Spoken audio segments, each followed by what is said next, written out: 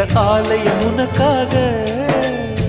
வானில் ஒரு புயல் மழை வந்தால் அழகே என்னை எங்கனம் காப்பாய். கண்ணே உன்னை என் கண்ணில் வைத்து இமைகள் எனும் கதவுகள் அடைப்பேன். சத்தியமாகுமா? நான் சத்தியம் செய்யவா? தொடு தொடுவெனவே வானவில் என்னை தூரத்தில் அழைக்கின்ற நேரம். உவா உவா உவா உவா உவா உவா உவா உவா உவா உவா உவா உவா